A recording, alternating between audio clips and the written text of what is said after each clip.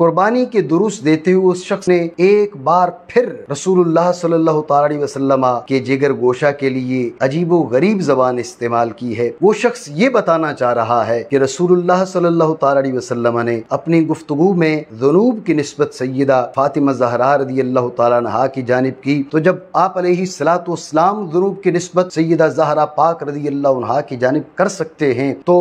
اس شخص نے جو الفاظ استعمال کیے، اس کا کہنا ہے کہ مجھے کیوں مورد الزام ٹھہرایا جا رہا ہے، مجھ پر کیوں فتویٰ لگایا جا رہا ہے۔ اس رف زدہ اور رفضیوں کے چرنوں میں چرنے والے انسان کو کس نے یہ حق دیا ہے کہ اپنے الفاظ کو تو کسی اور کے کھاتے میں ڈال دے؟ یہ تعصب کی عینک اتارو اور حسد اور بغض اور عداوت کی آگ میں جو تم جل رہے ہو، ذرا باہر نکل کر کے بھی دیکھو کہ وہ ہستی اس مقدس ذات کا کتنا ادب کرنے والی ہے۔ ہمارا مقصد ہرگز یہاں اس بات ذم نہیں اس ذات کے لیے، مقصد حدیث کو بیان کرنا تھا، چونکہ وہ ذات نہایت منزہ، مطہر، منور، مقدس، معطر ہیں۔ ہم اس کے داعی نہیں کہ اس بات ذنب کیا جائے، ہم اس کے داعی نہیں کہ ذنب کا معنی گناہ کیا جائے۔ بسم اللہ الرحمن الرحیم، صلی اللہ علی حبیبہ سیدنا محمد وآلہ واصحابہ وبارک وسلم۔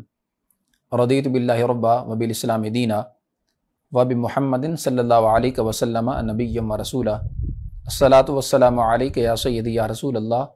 وعلی آلک واصحابک یا سیدی یا حبیب اللہ۔ توحید و رسالت کا نعرہ دنیا میں لگانے نکلے ہیں، فاران کی چوٹی کا نغمہ گھر گھر پہنچانے نکلے ہیں۔ اللہ تبارک و تعالی جل جلالہ کی حمد و ثنا حضور سرور کائنات احمد مجتبی جناب سیدنا حضرت محمد مصطفیٰ صلی اللہ علیہ وسلم کے دربار گہربار میں ہدیہ درود السلام عرض کرنے کے بعد، نہایت ہی معزز و مکرم محتشم سامعین و ناظرین، اصحاب محبت و مودت، حاملین عقیدہ اہل سنت، السلام علیکم ورحمۃ اللہ تعالی وبرکاتہ۔ معزز سامعین و ناظرین، آپ نے ایک ضرب المثل سن رکھی ہوگی، میاں کی جوتی میاں کا سر۔ اصل میں یہ ضرب المثل وہاں استعمال کی جاتی ہے کہ جب کوئی شخص کسی دوسرے کی تحقیر و تذلیل اور بے عزتی کرنے کے درپے ہو اور اس کا وہ اپنا عمل اسی کی طرف ہی لوٹا دیا جائے اور اس کے منہ پر مار دیا جائے،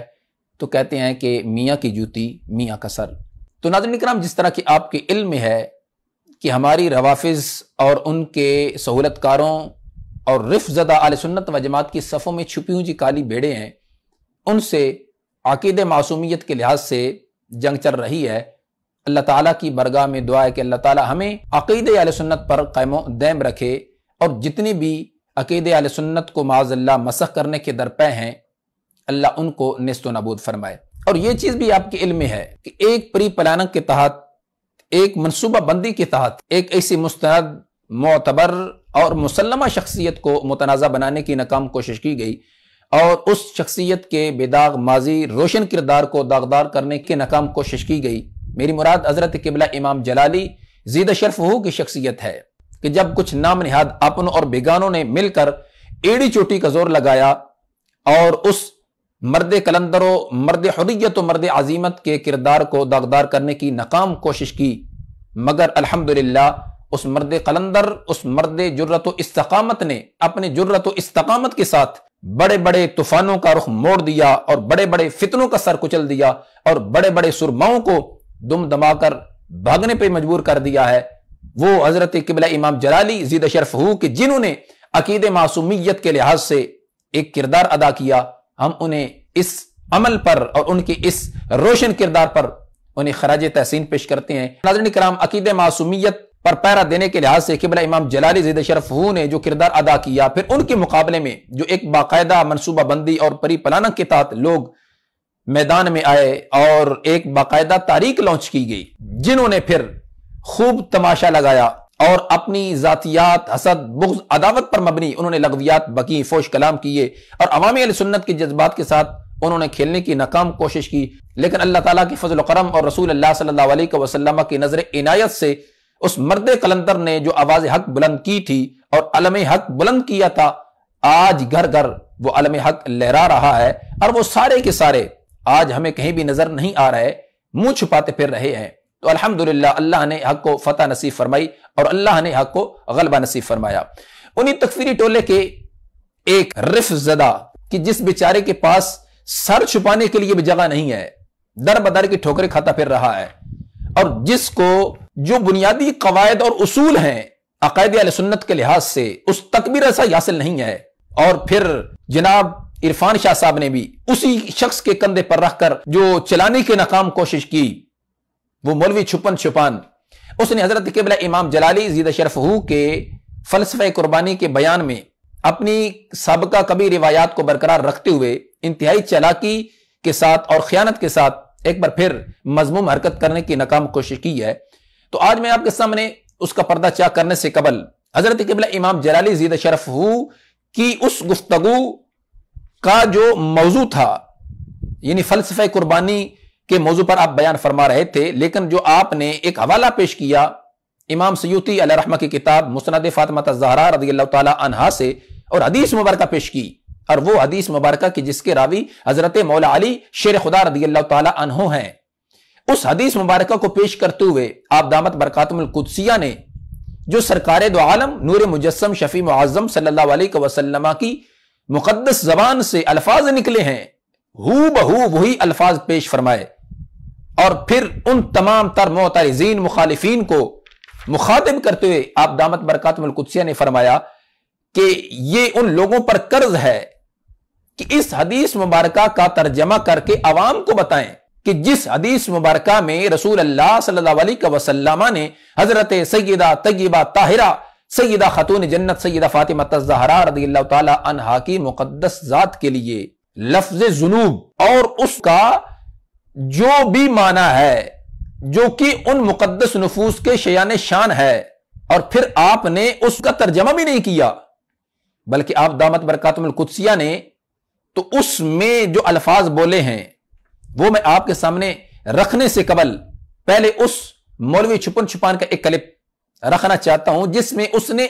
اپنے الفاظ میں اپنی طرف سے جو وضاحت کی اور پھر اس وضاحت کو حضرت قبلہ امام جلالی زیدہ شرفہ کے کھاتے میں ڈالنا چاہا۔ پہلے آپ یہ کلپ سماعت فرمائیے۔ تو قربانی کے دروس دیتے ہوئے اس شخص نے ایک بار پھر رسول اللہ صلی اللہ تعالی علیہ وسلم کے جگر گوشہ کے لیے عجیب و غریب زبان استعمال کی ہے۔ وہ شخص یہ بتانا چاہ رہا ہے کہ رسول اللہ صلی اللہ تعالی علیہ وسلم نے اپنی گفتگو میں ذنوب کی نسبت سیدہ فاطمہ زہرا رضی اللہ تعالیٰ عنہا کی جانب کی، تو جب آپ علیہ الصلاۃ والسلام ذنوب کی نسبت سیدہ زہرا پاک رضی اللہ عنہا کی جانب کر سکتے ہیں، فرماتے ہیں، جسے صحابہ کرام روایت کرتے ہیں، بعد والے راوی روایت کرتے ہیں، تو ان پر کوئی فتویٰ نہیں لگتا۔ تو اس شخص نے جو الفاظ استعمال کیے، اس کا کہنا ہے کہ مجھے کیوں مورد الزام ٹھہرایا جا رہا ہے، مجھ پر کیوں فتویٰ لگایا جا رہا ہے۔ جی ناظرین کرام، آپ نے سماعت فرمایا، یہ شخص کہہ رہا ہے کہ ایک بار پھر رسول اللہ صلی اللہ علیہ وسلم کے جگر گوشہ کے لیے عجیب و غریب زبان استعمال کی گئی، اور پھر مزید کہتا ہے کہ حضرت قبلہ امام جلالی زیدہ شرفہ یہ بتانا چاہ رہے ہیں کہ جب رسول اللہ صلی اللہ علیہ وسلم نے لفظ ذنوب کی نسبت سیدہ طیبہ طاہرہ سیدہ خاتون جنت رضی اللہ تعالی عنہا کی مقدس ذات کی طرف کی ہے، تو پھر میں نے جب خطا اجتہادی کا قول کیا تو مجھ پر فتویٰ کیوں لگایا گیا۔ یہ اس کے اپنے الفاظ ہیں۔ حضرت قبلہ امام جلالی زیدہ شرفہ نے تو جو حدیث مبارکہ پیش کی، سرکار کا فرمان پیش کیا، جس کے راوی مولا علی پاک رضی اللہ تعالی عنہ ہیں۔ پہلے آپ حضرت قبلہ امام جلالی زیدہ شرفہ کا یہ کلپ سماعت فرمائیے، اس کے بعد انشاءاللہ میں مزید آپ سے مخاطب ہوتا ہوں۔ تو نبی اکرم صلی اللہ علیہ وسلم نے ارشاد فرمایا، صرف جو حدیث کے لفظ ہیں فَإِنَّ لَكِ بِأَوَّلِ قَطْرَةٍ تَقْطُرُ مِن دَمِهَا، کہ اس قربانی کے جانور سے خون کا جب پہلا قطرہ نکلے گا، یعنی اتنی زود اثر ہے قربانی، اتنا جلد قربانی اپنا کردار ادا کرتی ہے کہ اس کا پہلا قطرہ، دوسرا تیسرا چوتھا وہ تو بعد کی بات ہے، یا سارا جب خون نکل جائے یا پھر مزید آگے چمڑا اتارا گیا اور گوشت تیار ہوا، فَإِنَّ لَكِ بِأَوَّلِ قَطْرَةٍ تَقْطُرُ مِن دَمِهَا أَن يُغْفَرَ لَكِ مَا سَلَفَ مِن ذُنُوبِكِ، کہ اس قربانی کے جانور کی چھری سے جو پہلا قطرہ نکلے گا، उस कतरे की वजह से आपके वो बख्श दिए जाएंगे जो माजी में जुनूब आपके गुजरे हैं। अल्लाह इस पहले कतरे से ही उन जुनूब को बख्श देगा। ये पहली हदीस अबू सईद खुदरी रदी अल्लाह ताला अन्हु रवायत करते हैं। जो दूसरी हजरत इमरान बिन हुसैन रदी अल्लाह ताला अन्हु रवायत करते हैं, उसमें या फातिमा तो कूमी इला उदहियाती के,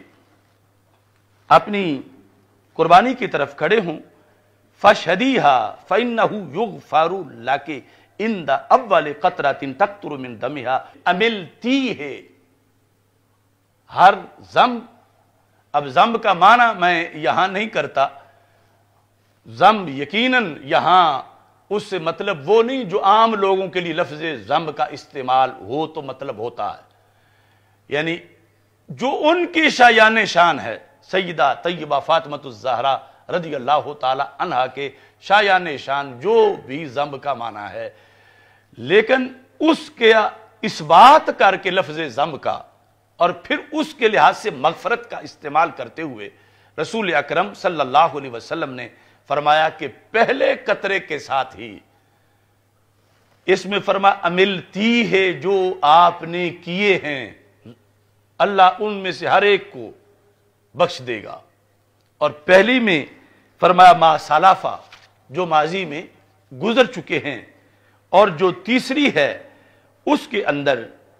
हजरत मौला अली रदी अल्लाह ताला अन्हु जो रवायत करते हैं, उसमें भी अव्वल कतरतिन तक्तुरु मिन दमिहा, यहां लफ्ज इन्ना का इस्तेमाल है, मगफिरतल लिकुल्लि ज़म्बिन, इसमें मगफिरत है हर गुनाह के लिए। ये गुनाह का लफ्ज यानी आम जो जम का लफ्ज होता है उसका तर्जमा जो किया जाता है आम, यानी यहां जो जम का उनकी शान के लिहाज से मतलब जो है वो जिक्र किया जाए दलाइल की रोशनी में, तो उसका जिक्र करके लफ्ज जम का इन तीन तरीकों से जुदा जुदा सहाबा किराम रदी अल्लाह ताला अन्हुम ने वो सरकार की तरफ से जो बयान हुआ हदीस में उसका बयान किया। जी नाज़रीन किराम, आपने समाअत फरमाया। हजरत क़िबला इमाम जलाली ज़ीदा शरफ़हू ने तो यहां लफ्ज़ जुनूब का तर्जमा भी नहीं किया, और फिर आगे क्या फरमाया, फरमाते हैं कि यकीनन इसका मतलब वो नहीं जो आम लोगों के लिहाज से होता है, आम लोगों के लिहाज से। और फिर आगे फरमाते हैं कि जो उनकी शयान शान, किन की, हजरत सैयदा तय्यबा ताहिरा सैयदा फातिमतुज़ ज़हरा रज़ियल्लाहु ताला अन्हा की मुक़द्दस जात के शयान शान, जो भी इसका तर्जमा है, फरमाते हैं वो तर्जमा यहां होगा। और ऐसे ही आगे आपने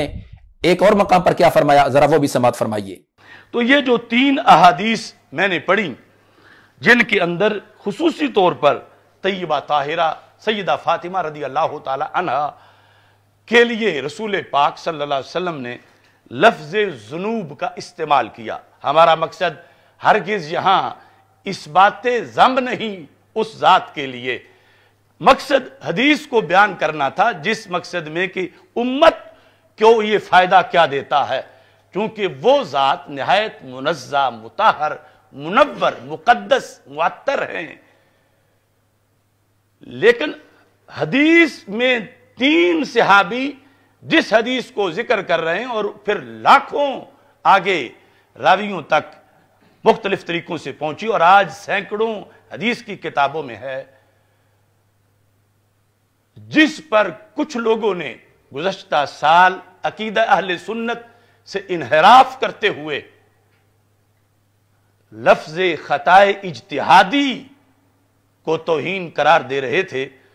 वो जरा इस हदीस का मतलब तो लोगों को बता दें। जी नाज़रीन किराम, आपने समाअत फरमाया। अब इसमें हजरत क़िबला इमाम जलाली ज़ीदा शरफ़ वो क्या फरमा रहे हैं, फरमा रहे हैं कि हमारा मकसद हरगिज इस बात ज़म नहीं उस जात के लिए, किस जात के लिए, हजरत सैयदा तय्यबा ताहिरा सैयदा फातिमतुज़ ज़हरा रज़ियल्लाहु ताला अन्हा के लिए। फरमाते हैं कि हमारा मकसद हदीस बयान करना है, सरकार का फरमान लोगों तक पहुंचाना है, सिर्फ सरकार के फरमान को लोगों तक पहुंचाने के लिए हम इस हदीस को बयान कर रहे हैं। और फिर आगे क्या फरमाइए, वाले अल्फाज बड़ी काबिल गौर हैं। और फिर मैं उस शख्स को दावत फिक्र दे रहा हूं یہ تعصب کی اینک اتارو اور حسد اور بغض اور عداوت کی آگ میں جو تم جل رہے ہو، ذرا باہر نکل کر کے بھی دیکھو کہ وہ ہستی اس مقدس ذات کا کتنا ادب کرنے والی ہے کہ جن کا نام نامی اس میں گرامی آ جائے۔ تو آپ کیا فرماتے ہیں؟ فرماتے ہیں چونکہ وہ ذات نہایت منزہ، مطہر، منور، مقدس اور معطر ہے۔ یہ حضرت سیدہ طیبہ طاہرہ سیدہ فاطمہ الزہرا رضی اللہ تعالی عنہا کی مقدس ذات کے لیے قبلہ امام جلالی زیدہ شرف ہو نے یہ الفاظ استعمال کی ہیں۔ اور اسی طرح ایک اور مقام پر اسی بیان میں جو آپ نے فلسفہ قربانی پہ بیان فرمایا، اس میں ایک اور مقام پر کیا فرماتے ہیں، ذرا وہ بھی سماعت فرما لیجئے۔ ہم اس کے دائی نہیں کہ اس بات ذنب کیا جائے، ہم اس کے دائی نہیں کہ ذنب کا معنی گناہ کیا جائے۔ جو ان کی شایان شان ہے وہ خلاف اولا ہو، یعنی کوئی صغیرہ کبیرہ گناہ تو ہے ہی نہیں، لیکن پھر بھی یہ مقام نبوت کے مقام سے نیچے ایک مقام ہے، اور اس مقام کے لحاظ سے اہل سنت و جماعت کا جو عقیدہ ہے اور جو ان سارے محدثین کا عقیدہ ہے، یعنی اگر وہ لفظ خطا جو مطلقاً ذکر کیا گیا مختلف سینکڑوں کتابوں کے اندر امت میں، اور پھر بحث جب خطا اجتہادی کی ہے تو وہ مراد خطا اجتہادی ہے اور وہ خطا گناہ نہیں ہے، اور ایک بار جو اس کا صدور ہو تو کرنے والا خطا کار نہیں ہے، نہ خطا کار ہے نہ گناہ گار ہے۔ اس کی وجہ سے توہین اور گستاخی کے فتوے لگانے والے کیا یہ پوری امت کو کم از کم ان کے اصول کے مطابق تو کفر کا فتویٰ بنتا ہے راویوں پر۔ بات اصل تو خود سرکار کی ہے صلی اللہ علیہ وسلم۔ چلو ادھر بات نہ بھی لے جاؤ کہ سرکار فرما رہے ہیں، یہ جو صحابہ روایت کر رہے ہیں، یہ جو مولا علی رضی اللہ تعالیٰ عنہ روایت کر رہے ہیں، یہ جو ان سے آگے تابعین روایت کر رہے ہیں، یہ ان سے آگے جو پوری امت کے محدثین روایت کر رہے ہیں۔ جی ناظرین اکرام، آپ نے سماعت فرمایا، کیا فرماتے ہیں کہ ہم اس کے دائی نہیں کہ اس بات ذم کیا جائے، ذنوب کو ثابت کیا جائے۔ فرماتے ہیں ہم اس کے دائی نہیں،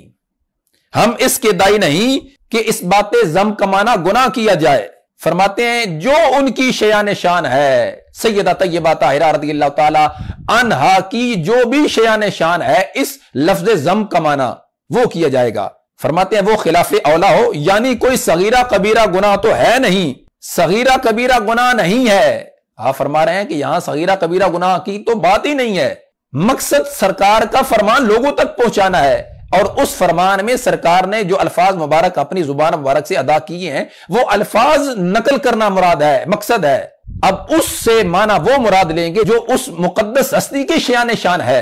تو اس شخص کو، اس رف زدہ اور رفضیوں کے چرنوں میں چرنے والے اس نہنجار، اس احمق ترین انسان کو کس نے یہ حق دیا ہے کہ اپنے الفاظ کو تو کسی اور کے کھاتے میں ڈال دے، جبکہ وہ تو بار بار یہ کہہ رہے ہیں کہ ہمارا مقصد اس بات ذم نہیں ہے، ہمارا مقصد یا ہمارا دعویٰ اس سے اس بات ذم نہیں۔ پھر یہ شخص اس ہستی کے کھاتے میں کیوں ڈال رہا ہے؟ کس نے اس کو حق دیا ہے؟ اصل میں قصور ان کا نہیں، ان میں جو رفض اس قدر رچ بس گیا ہے، تو جب بھی وہ شخص، اب ظاہر ہے کہ اللہ کا فضل ہے ان پر، سرکار کی نظر عنایت ہے صلی اللہ علیہ وسلم کی ان پر، کہ جب بھی وہ حدیث مبارکہ میں غوطہ زن ہوتے ہیں تو مختلف موضوعات پر ان کے لیکچرز آ رہے ہیں اللہ کے فضل سے، اور مختلف دلائل پیش کر رہے ہیں۔ اب ان کے پلے ہے کچھ نہیں، جن سے اردو کتاب نہیں پڑھی جاتی، وہ احادیث مبارکہ جو کہ عربی کتب ہیں ان کے دلائل کہاں سے پیش کریں گے؟ اور پھر اس طرح جو کرنٹ ایشوز ہیں اور پھر مختلف موضوعات پر اس طرح دلائل پیش کرنا، یہ ان کے تو بس کی بات نہیں۔ تو یہ کہتے ہیں کہ چلو اور تو ہمارا کوئی نام نہیں لیتا، تو ہم انہی کی گفتگو کو غلط رنگ دے کر عوام اہل سنت میں ایک جو ہے وہ اس طرح کی سچویشن پیدا کریں اور عوام کو گمراہ کریں۔ لیکن الحمدللہ اللہ کا فضل اور رسول اللہ صلی اللہ علیہ وسلم کی نظر عنایت ہے اس مرد کلندر پہ کہ اللہ نے ان کی گفتگو میں اتنی تاثیر رکھی ہے کہ جو بھی ان کی گفتگو کو غلط رنگ دینا چاہتا ہے وہ خود ہی اپنی گفتگو میں پھنس جاتا ہے اور پھسلتا چلا جاتا ہے۔